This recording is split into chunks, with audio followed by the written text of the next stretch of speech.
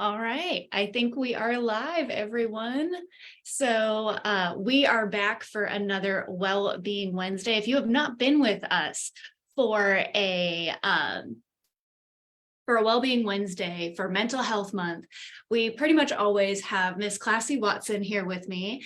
And I'm really excited because we get to do this one in person. She's local here in Little Rock. And this is a very special one as well, because this is officially the third year that we have had you on. Yes. And so we are starting our third year of Well-Being Wednesday. We've done this for 2 whole years, and we couldn't be happier. I get so excited to be able to meet people like you, obviously, and just get to talk. I feel like I'm so privileged, and I'm like, how am I getting so much out of this, but it's just a lot of fun. And again, if you have not joined us for one of Miss Classie's Wellbeing Wednesdays, we're going to be in for a treat. So we are going to talk all about mental health this month. And so Classie has a couple of really awesome ways that we're going to talk about mental health. And particularly, we're going to take a little bit of a different kind of tack with it this time. So we talk about stress relief and mental health and a lot of those, but you had mentioned something that I thought was really interesting for us to talk about, which was our mindset around money and mental health as it relates to money, because so much of the time that is so stressful for us. And I know the people that I work with, the people that we serve with Be Well, Care Well, that's a huge deal. And, you know, we try to separate it a lot of times of, oh, well, this is my financial stuff, and then this is my mental health. But so much of the time, if we're struggling financially, or if we're unsure financially, it's really hard to be able to take care of our mental health if we try to just segment it. There you go. So I was really excited when you brought that up. I thought that was a kind of a different take from what we've done before. So I'm going to try and pull up the comments here real quick. So please feel free to comment any questions. If you have any tips or tricks to share, if you just want to say hi, we would love to hear from you. So please ignore me while I attempt to pull those up, but please let us listen to Miss Classie. Yeah. Thank you, Susanna. It's always great coming on to Curricula Concepts for Wellbeing Wednesday, especially because I absolutely love Susanna. Over the years, we've just really become friends. And that's one of the things. So it doesn't feel like work. It doesn't feel like anything. We get to have really deep and thought-provoking conversations. And a lot of what we don't pay attention to. So this is one of the things that I want to say is when humans removed, one of the biggest wounds that we have to heal is our disconnection with nature, our disconnection with synergy and attunement. Everything, because of life and the hustle and bustle, we compartmentalize everything. So literally, so many people's brains now are programmed to compartmentalize. I compartmentalize my personal, I compartmentalize my business, I compartmentalize my finances, I compartmentalize. And so then we start to do that even inside of our relationships, our marriages, our friendships, we compartmentalize, right? So we lost touch with this fluid flow, right?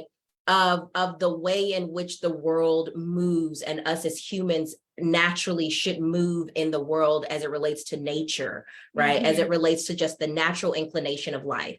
And so when we think about money and mindset as it relates around money, it's about tapping into that inflow of currency. I sent this out to my newsletter and I broke down like what is currency, right? And currency comes from a Latin root word, and it's currens, and then the word that came after was like career. If you know these words and I'm saying them incorrectly, please do not come for me, okay? But let us know the proper way to say it. Please share your knowledge. So what these words mean, the word currens as a root word for currency is the flow, the condition of flowing. So when we think about money and we think about currency, money is a current. It is the inflow and outflow, right? It is the inflow of what we receive when we take action, when we expand, when we heal. You ever know, and because this is how you know that this is real, that it works in this sort of synergistic way. You ever see those people who they start to make more money? Maybe they get a new position, or maybe they struck it big and signed a big contract in their business, right? They're making more money, but yet they're always broke.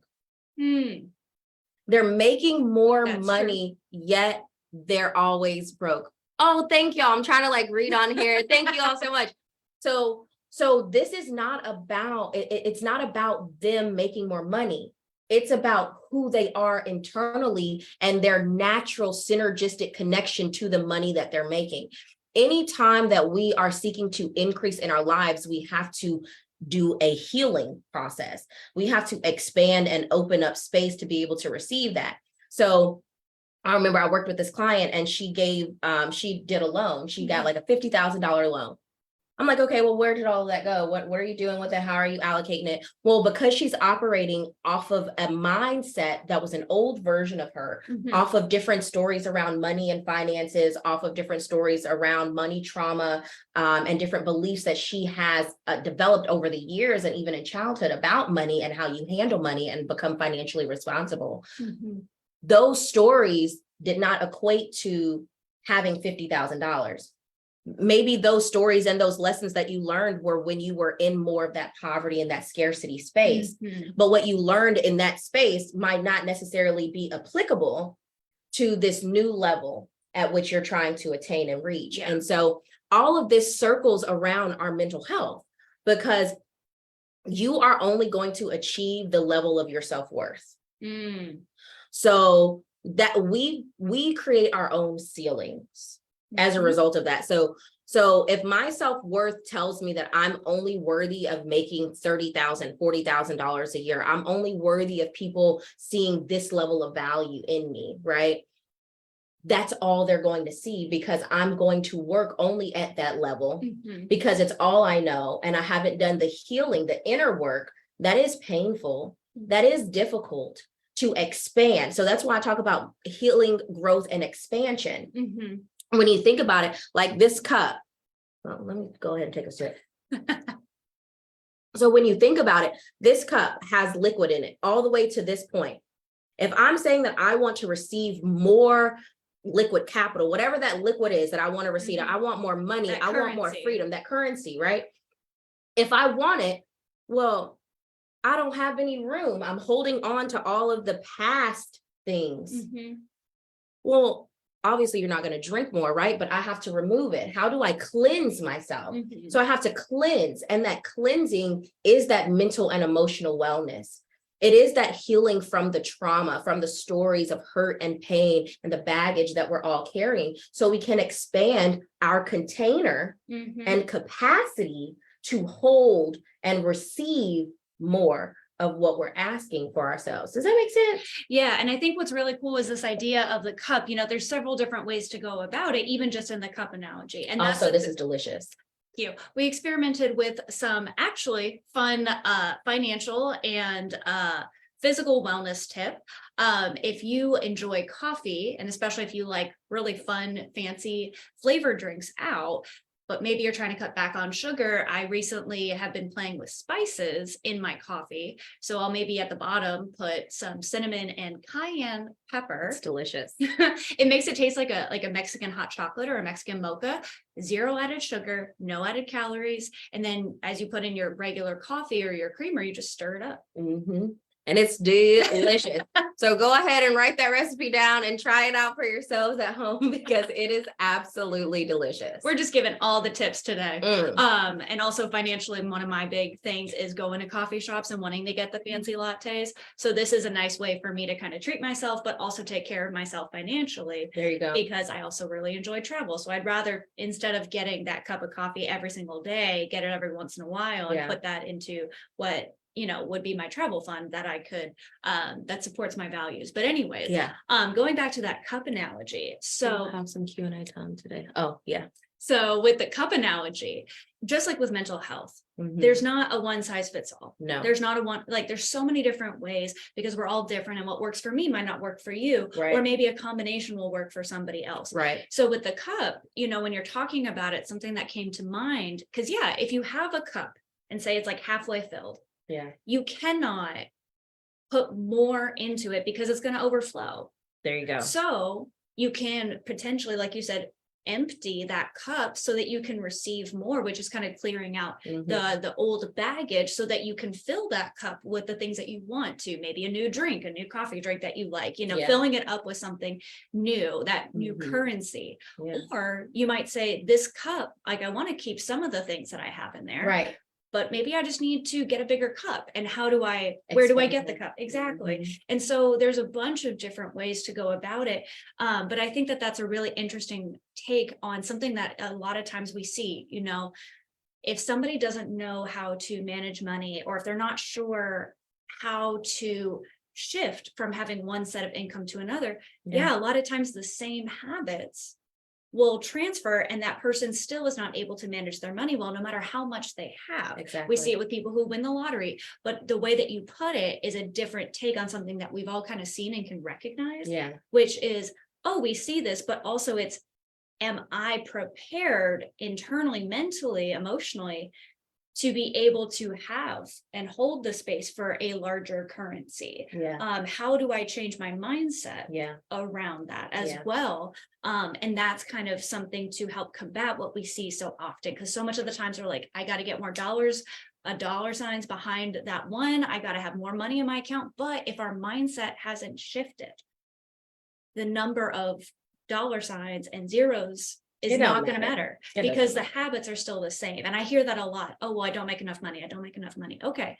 How can you, with what you have now, how can you start to shift your mindset and your habits so that if you do, or if and when you do Yeah. get more money, you feel more confident and are able to expand and grow with it? Exactly. So, and I know that you're really big on mindset, and I love all the Yes. work that you do with it. So, especially for, because a lot of this, the trauma is very deep and requires a lot of work. Yeah. What can somebody do who maybe is like, oh, I recognize that I need to shift my mindset, and I would Mhm. like to shift my mindset? What are maybe some of those steps that they can start to do to make those shifts? Because sometimes it just seems so overwhelming, like, oh my gosh, I have to heal all my trauma. Yeah. But Yeah. like, and in addition to that, which also, there are a lot of mental health services, there's apps, Mhm. there's a lot of sliding scale Yeah. resources, especially even here in Arkansas, in person, Mhm. virtual. There's a lot. If anybody wants information about that or wants resources, please feel free to comment or send us a direct message, and Yeah. we'll be able to help you and connect with that. So in addition to Mhm. looking at that deeper work, possibly that therapeutic work, Yeah. what are some other things that they could do to start to shift that mindset? Okay. The first thing is understanding that this is a journey, not a destination. So healing I and mean, I'm not going to expansion- graduate. Nope. Dang it. I You wanted will- my certificate. You will graduate to different levels, but you are always going to be learning something new.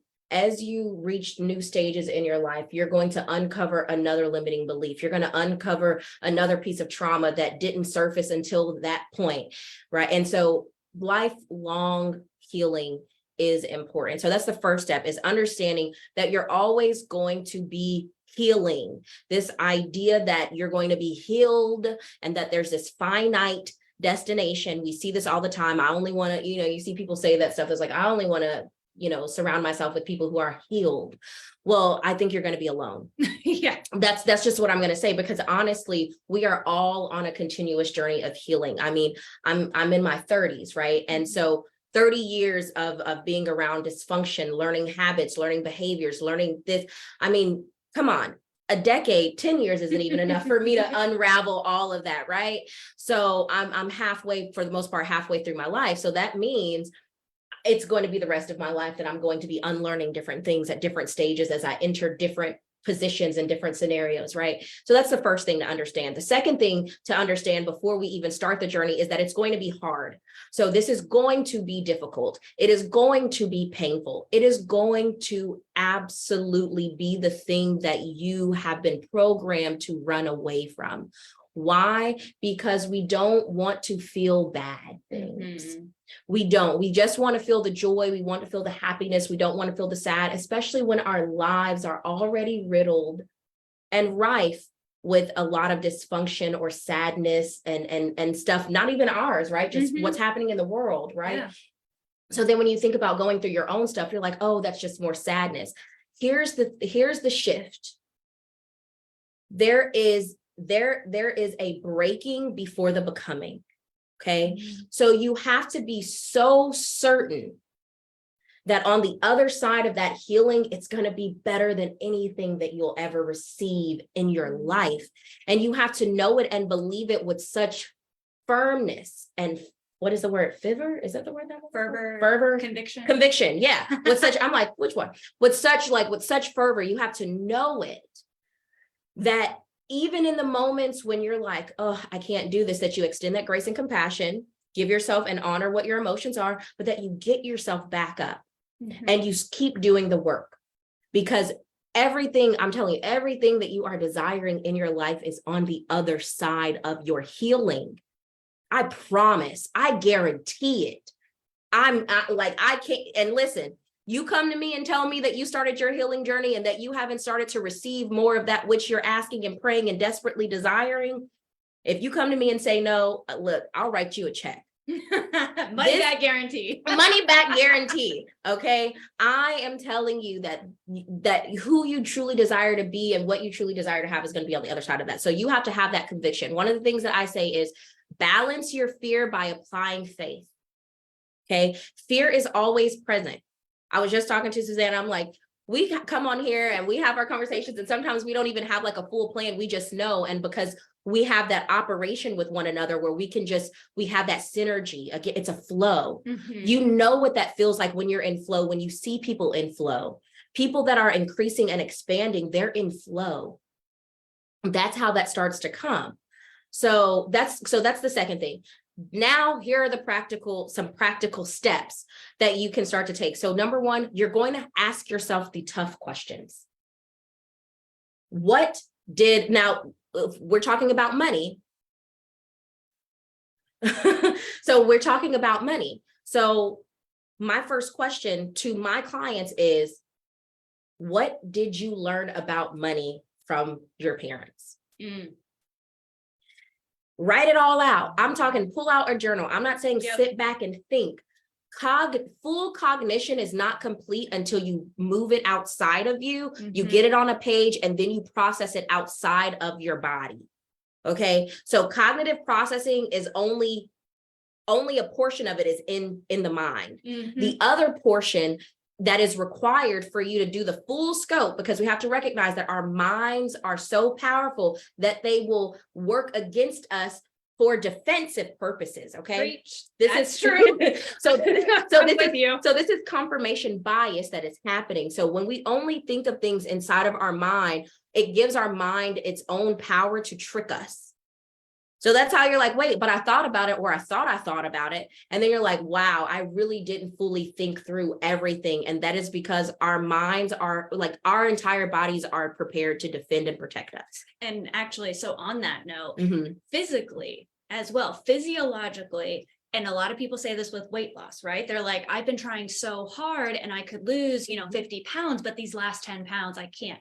Your body wants you, and your mind as well, whatever you are used to, whatever your homeostasis is, basically, which is your baseline. Yes. Your body, your mind want to keep you there. So that's become the norm. Your body is going to fight that. So especially if you are starting a weight loss journey and say, you don't have to lose 100 pounds. Say it's like, I want to lose 20 pounds. Your body will actively fight for a little while to hold on to that weight. So even if you say you reduce your calorie intake, you increase your exercise, your body is going to hold on to more water. Your body is going to hold on to more of those fat cells, because from a defensive point, your body feels like it's under attack. Yes. Something is trying to change. I need to protect. Right. So again, with weight loss, sometimes that's a really concrete thing to wrap our head around of, oh, that's why it's so hard for me to lose weight. That's why I've been doing this for a month and nothing has happened.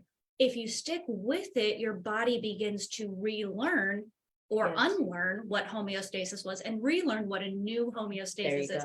At that point, that's when your body starts to release some of the water rate. That's when your body starts to release some of the fat cells.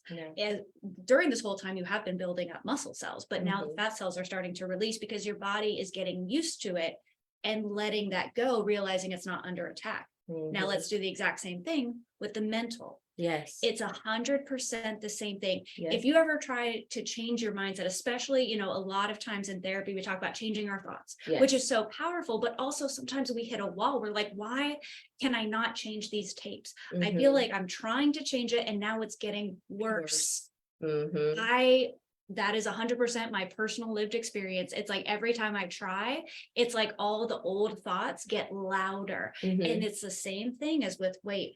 My mind will do everything in its power to keep me at normal, because Yeah. anything else, my mind literally feels under attack. And what that is safety and security. So we're Mhm. constantly trying to find safety. We're constantly trying to find security. And even if we know that we are doing, as the new word that everybody likes to talk about, toxic, right? Oh, yeah. So even if we know that our behaviors are toxic, some of our mindsets or mentalities or thoughts are toxic, it's still safe because I'm comfortable and I know it. I understand it. Mhm. So is this real safety? No, of course not.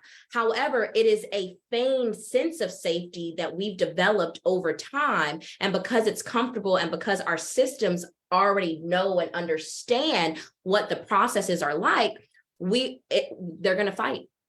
So fight or flight mode kicks in. I'm not safe anymore. Security systems blaring. I'm not safe anymore. Mhm. I'm not safe anymore. This feels weird. This feels different. You're trying to get me to bring up old stuff that I've been trying to suppress for years, that I've been keeping at bay because I know, Mhm. or I'm afraid, right, of what's going to happen if I allow those things to come out. It doesn't feel safe. It doesn't feel secure. And that's also, so kind of going back to that idea of the illusion and what the mind will do. That's why, especially if your personal journey, or what you're taking from this is you want to focus on the thought patterns, right? If that's where you want to go. That's also why what Classie was saying about journaling. And for me, sometimes journaling is really hard, but I can at least talk it out with somebody else. Yeah. Who either is on their healing journey with me or is a mental health provider. Because what that does is it takes it from the hamster wheel. Yeah. My friend calls it, she's like, don't get on the hamster Don't wheel. get on the hamster wheel. Because then it's just in my head. But if I write it out, it's in black and white. And even though it feels scarier, it actually takes away the illusion. And we start to realize this thing that we thought was a giant bat flying at our face is actually a butterfly. Yeah.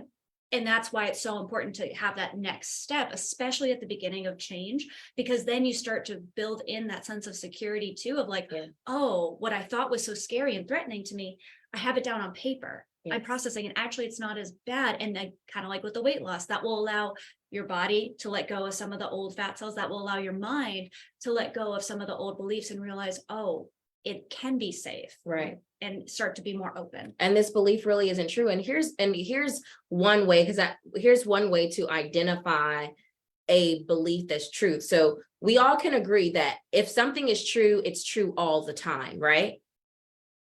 If something is true, it must be true all the time. There should never be a time. I mean, in science, experimentation, you have like the validity and reliability and all of that, right? But for the most part, if something is true, it's typically generally going to be true all the time. Mhm. So this is that reality-based thinking. So we can weigh out and balance out our thoughts if we resource our experience and our life journey. So if I have a thought that says, you're stupid. Well, can I resource my journey and my life experience and find evidence where I'm not stupid? If I can do that, then I should, right? Is it going to be difficult? Of course. Then I should be able to counter that thought and say, that's a lie. Look at all this evidence that I have, right? That is a lie. That's not true.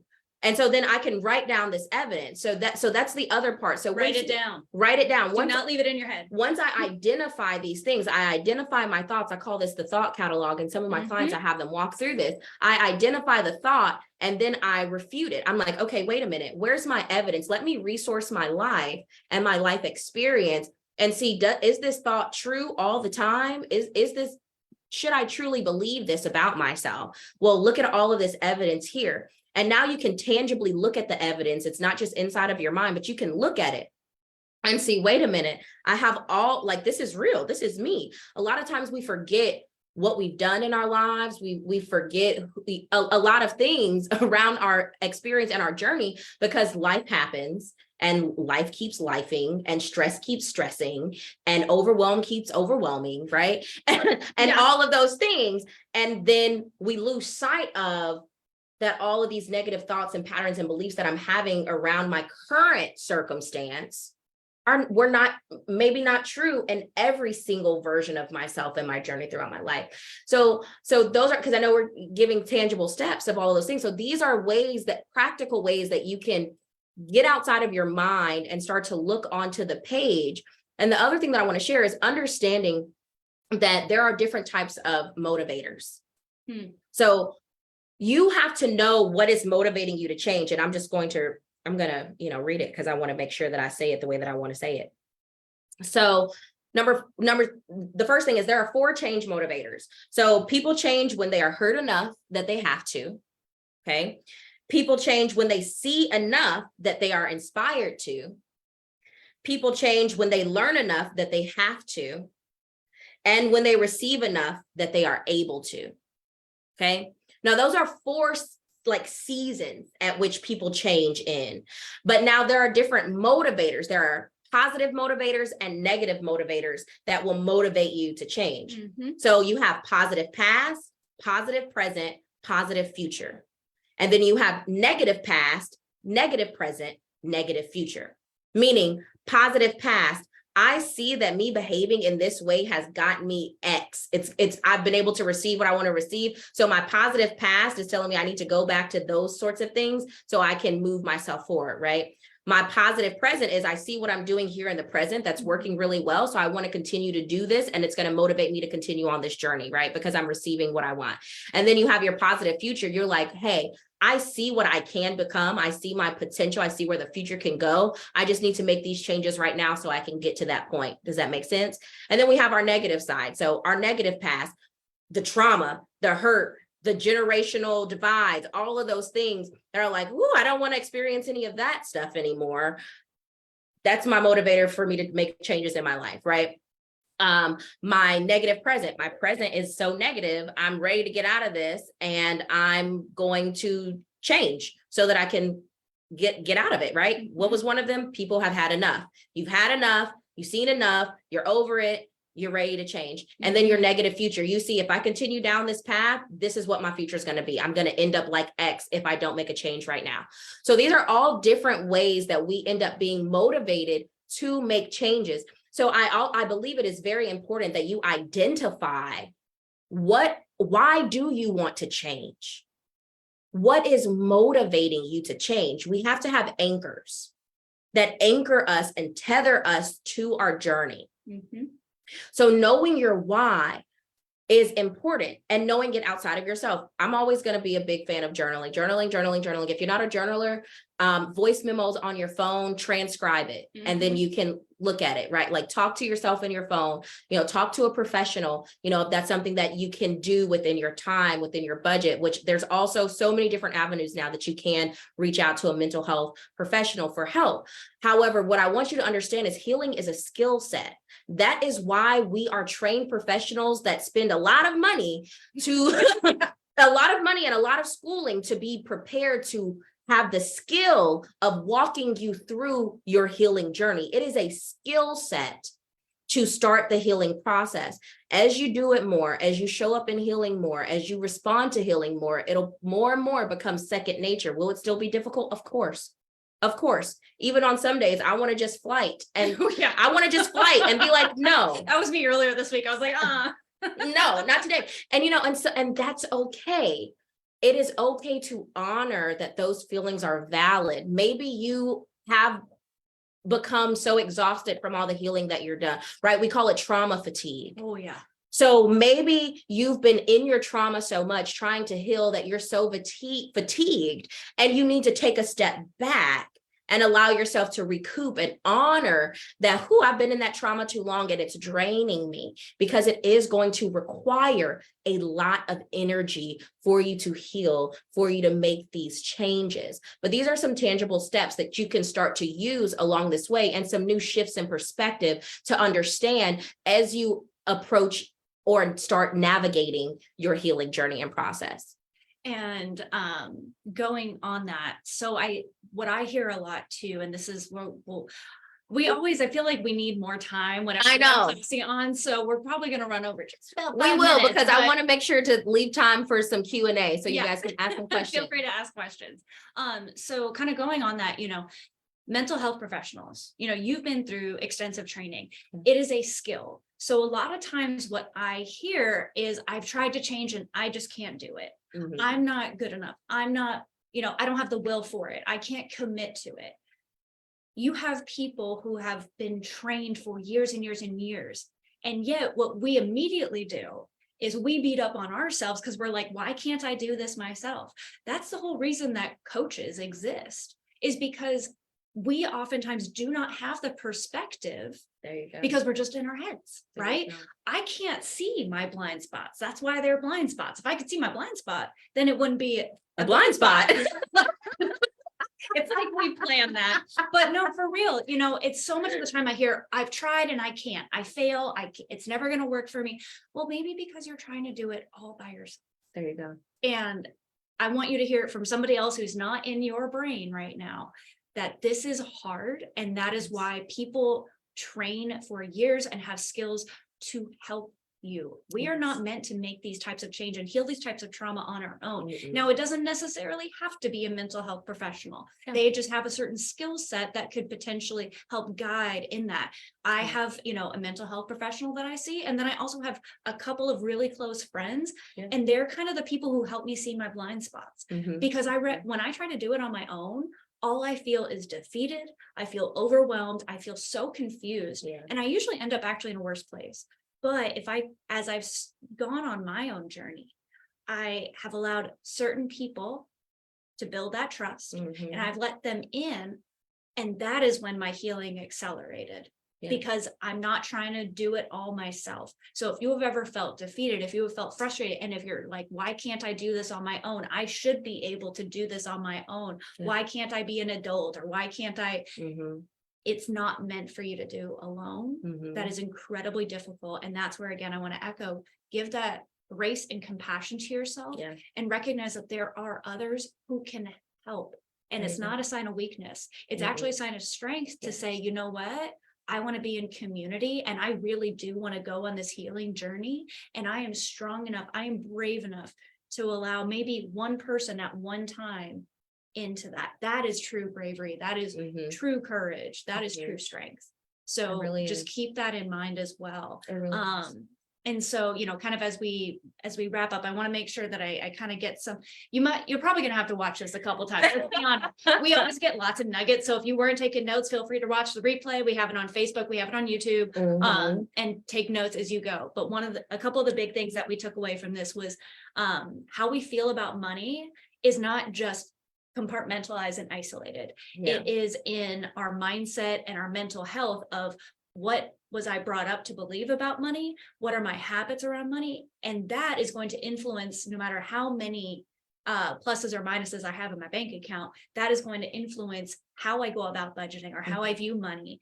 And so that's a really big thing to consider. Mhm. Also, And I'll share Mhm. before Yeah. you go on, because I know she's wrapping up and going to tell you everything. Yeah, go So for it. I want to drop this in. And I know you'll see people say this, like, money is a scarce resource, right? You'll hear people say money is a scarce resource. And I like to pose another perspective. Anything is in life is only, like, obviously, right? Food shortages are real. Those things are real. Toilet paper shortages. Yeah, when things truly happen where we have like crops dying and this and that, people are always making money. Money deals are always happening. Whether it's in your level of understanding of financial and money and making deals and negotiations, money negotiations are always happening, no matter what is going on in the economy. Okay. Money is here to stay. Mhm. So is it potentially that it's scarce for you because of the scarce mindset?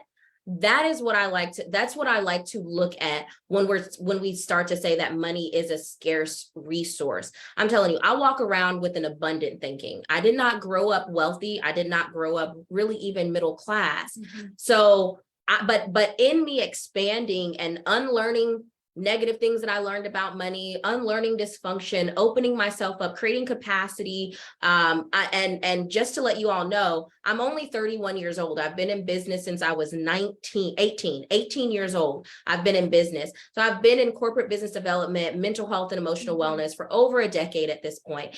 And at 31 years old, I have achieved more in my life than some of my clients who are much older than I am. That is not because I'm better. That's not because I'm smarter. That's not because I'm more intelligent. It's not because I have degrees. It is simply because I knew that I needed to position myself in a state of active healing daily so that I can achieve my dreams that I have been praying for, so I can help move my family out of generational trauma and help us move towards having more financial freedom, and expanding not only my container, but the container for my family and what they have access to as well. So in order to achieve that, I knew that I had to do the heart work and the hard work in order to get there. So at any moment, and I know that we hear this a lot, and if you're a person of color and you're listening to this, I want you to take it from me, another person of color, because I know the different dynamics that come to play when you hear somebody who is not of color who shares these types of perspectives. Understanding that there are different systems that are in place that do cause racial divides and issues with access. However, if that was the only thing that we had that was going against us, that was really stopping us, we wouldn't have Barack Obamas. We wouldn't have, you wouldn't have me. I was gonna say, you wouldn't have a Classie You wouldn't have a Watson. Classie Watson. You wouldn't have an Arlo Washington. We are not anomalies.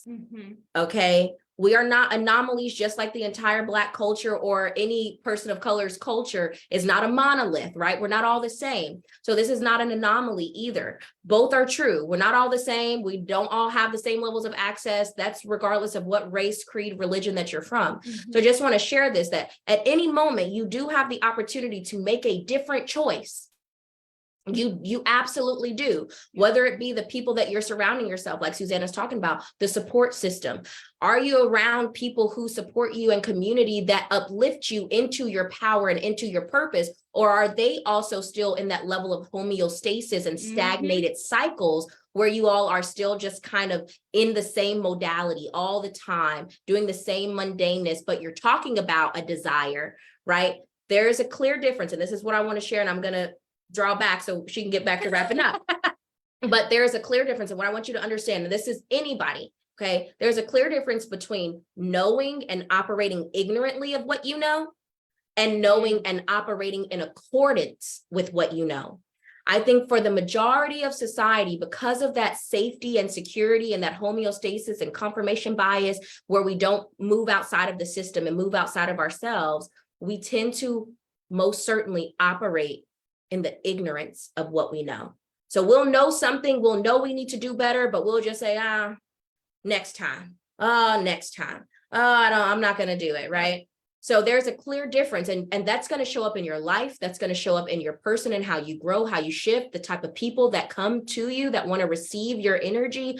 All of this is tied to you making different choices, even when it's hard, even when it's uncertain. Remember, balance your fear by applying faith. And that's all I have to say about that part when we're talking about expanding and money mindset and all of these things. It is most certainly a big part of our stories, who we are, what we're telling ourselves, our upbringing, the people that we're surrounding ourselves around, and all of that. You can come from the projects, okay? And you can still transcend that. And you can do it by trying to go into sports, not by trying to do all of these. You can do it if you tether yourself, anchors. We have to have multiple different anchors. It looks like I'm trying to milk a cow. I mean, we're in Arkansas. We're just gonna go with it. You have different anchors. I can be an anchor. Susanna can be an anchor. Wellbeing Wednesday can be an anchor for you. Getting a mentor can be an anchor. Asking somebody for help outside of yourself and your small community is where you start to find those anchors that you can tether yourself to, that will be able to help move your life forward out of the path that you are maybe going down or that you've been in, right? So I'm done. No, I love it, because one of the things, and I love the realness and the perspectives, because you're right. Different systems apply differently for different populations, different individuals, and that is a very real thing. And what we're saying is it's not compartmentalized. Right. It is a part of. So when you take one person, when you take one Classie, when you take one Susanna, it's not, oh, well, they have this struggle, but then they have this plus. It's not pluses and minuses. It's part of the whole. And so it's important to acknowledge and make sure that those differences are known, that we're not in ignorance about them, that this is a real thing. And this is a point important, and that's a personal mindset thing that I'm trying to do, is instead of a but, I say and. There you go. So these things are true, and there are ways to not have that define you, because just as it's not pluses and minuses and clear cut and compartmentalized, neither is our success, neither is our path. It does not have to be a one size fits all. Well, I have this, so this is where it goes. And what we're saying is look at the whole of who you are and find that path for yourself. And the beautiful thing, so you mentioned choices. So much of the time we feel like we don't have choices. The part of the thing that I've realized is when you look at the totality of all the choices, I'm sorry, but that's super overwhelming and terrifying. And I can't make a single choice. And for me, fear is paralyzing. So that's not going to help me actually do anything. But what does help too is to take that and make it very practical and say, I can make a different choice in any given moment. There you go. So for instance, if we're going to go do something after this, I can make some of the same choices, or I can make a different choice, even if it's like, I go out to eat, and I know I keep using food. I think it's because it's lunchtime. It is. So that's where we're getting all the food and physical wellness. But, I could go and say, well, I can order a Diet Coke like I always do. Or I can say, you know what, I'm going to just have a glass of water. And then if I still want a Diet Coke afterwards, I can have a Diet Coke afterwards. Well, then the waiter comes back and I have another small choice. There you go. Okay, I finished my water, but you know what? I actually feel pretty okay. I don't know if I need a Diet Coke. I'll put that off again. It's small little choices, but recognizing, yes, we have to make all of the big choices, and that beautiful outcome comes from the small choices too. So we do have a choice, even with the systems, even with this, there are little places where you can find your choice. There you go. And that's a change. I think that's like what we talked about the last time that we were here, planting seeds. Like how do the seeds that we plant, we plant seeds that either betray us or build trust within us. And the betrayal comes in when we make a choice in our mind, but then when we behave, we do it the opposite of what that choice was. So now I betrayed my own trust that I will actually follow through with the decision. So then what happens? Now I'm slowly, like water eroding rock, I'm slowly developing this ideology that I can't trust myself. And then my system and person will start to act against that, right? And say, well, if I can't trust myself, then how can I make this decision? Yada, yada. And that's kind of how things unfold as it relates to now I don't have a lot of trust in myself. I can't trust my decisions.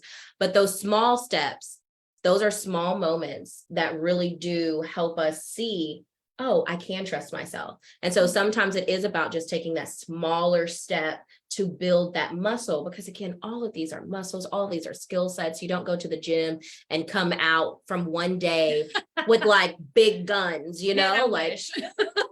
it's not going to happen. You're not going to go work out, pump some iron and walk out with a 4-pack or a 6-pack, right? But over time, you'll start to see the changes in your body, in your physique, and even how like you were talking, how your body retains water, how your body detoxes, and all of these different things. You'll slowly start to see those changes over time.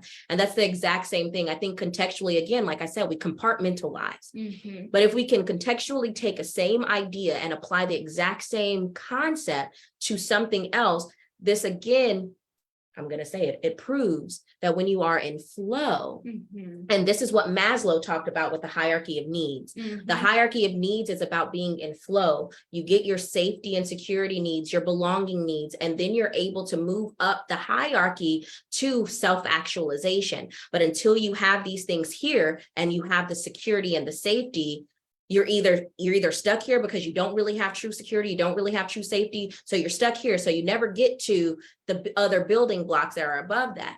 But if you can, when you can, because you can, once you start making the necessary changes to get to there, you'll start to understand why Maslow's hierarchy of needs is so powerful, because it truly does embody the fullness of being in flow as a person, in complete totality, mentally, emotionally, physically, and spiritually, and I also like to add socially as well, because that's extremely important, because we all are social creatures, and just like Brene Brown said, we were literally wired for connection. Which is also another reason why when we do this healing journey, I don't think we as individuals are meant to do it alone. No. Because we are social beings, and we can do it alone, but we can have so much more power behind it, and we don't have to suffer through it because we have connection and community and people who are there to uplift us when it is hard. Well, and also we can go further faster as well. It's just better all around, honestly. Because you think about the example, just one example of, if you're trying to do something on your own, and doing it on your own takes you 6 years, but if you bought on people, it takes you 3. It takes you half the amount of time. So you want to grow, you want to achieve something in life, find the who's that know the how. It's actually a really good book by Dan Sullivan, called Who Not How. Yeah. And when I hire my team, this is something that I've learned. It's like, I want the who's that know the how. I want the who's that know how to help get me further, faster, with the same level of efficiency, integrity, and all of those roped in together that I desire and require as an expectation of where I'm moving my company and things forward. And even my life, I have a therapist. That is my who that knows the how. Do I know the how? Well, of course, I know the how as it relates to truly walking and helping someone else. And I know what I can do, but I'm also a person too, right? Yeah, right. It's like, we can't coach ourselves. We can't therapize ourselves. Yeah. It doesn't work. It just doesn't work that way. Like I still want to go against myself and be like, no, Classie, right? So I have the who that knows the how, that works with other professionals in the mental health field, because they know how we think. They know how sometimes we might walk around thinking, I know this stuff, and she's like, I know this stuff anyway. I just talked to my client about this, right? But okay, why aren't you doing it, right? Yep. And so we have to have the who's that know the how that can get us further faster. So this is the time, because I know, like, I want to talk about money mindset because of the recession, and talks around the recession, and talks around scarcity with money, which is a big concern. We have so many different things going on, and I don't get into politicking, but we have so many things going on around the financial sector right now that have us common folk like, what is going on? And so understanding that this expansion and in this money, I walk around with abundance as in my mindset. I'm like, money literally grows on trees for me in my mind. So then when I move in the world, I'm like, yeah, I'm not worried about it. I'm not going to worry myself. I check my finances. I check my finances. I check my bank account every day. Which, if you don't check your bank account every day, you should. It's going to shift you into the mindset and the habit of knowing what your money's doing. And a lot of us don't know what our money's doing. We're just swiping a card, whether it be credit, debit, or spending cash. So anyway, we can have this conversation for a long time. I know. And I've just like taken us down some other journeys and tracks, but well, if you all are interested in any other resources that Classie provides, or if you want to connect with her as well, because she does do life and business strategy, and she works and she does coaching. She has some seminars coming up as well. Her information is in the comments down below. So feel free to reach out to her, because obviously she's a wealth of knowledge. And so if you're interested in this, as this piques your interest, that information is there. And I know we have taken it quite over time. We have. I don't know if anybody has any questions. We're so sorry. But yes, it's called the Ready to Receive. It's a 1-day summit, cloaked as a mastermind, because we only allow a small amount of people to come in. So I didn't want to use the term summit because that feels bigger. But it truly is a 1-day summit, where we'll only have 15 spots available, because we like to work in an intimate setting, and we have a Power Over Your Story healing session. So if you came to the Little Rock Yoga Festival last year, you experienced a portion of Power Over Your Story, but we're going even deeper with Power of Your Story. Again, you can go to the website and get more information about that. And then the afternoon session is all around wealth building and shifting your money mindset, learning how to sell with sophistication if you're a business owner, and learning how to position your business model well in the marketplace in a way that withstands economic volatility. So all of this that we're talking about today is what we're going to be doing to help you expand your container, expand your capacity to receive more of what it is that you're asking for in your life and in your business. So yeah. This is always just, if you're interested in learning more and everything. And so again, if you have stuck around with us this full time, we are just so blessed and so grateful to have shared this space with you. And if you're watching the replay, please feel free to also comment, because I'll be checking back and we'll be kind of answering those things. And if you are interested in participating in Be Well, Care Well, which is where we provide year-long coaching as well for childhood education staff, and actually outside of early care and education, even just providing staff wellness on an individual and on a group level, because again, it's easier to do this with other people. So that's kind of the whole basis of it. So if you're interested in that, the information on that is also in the comments. But I think with that, we're probably going to let you all go and sign off. We hope you have a wonderful rest of your May. Tomorrow is May the 4th. So may the 4th be with you. And we will definitely have Miss Classie back next year. So thanks, everyone. Bye.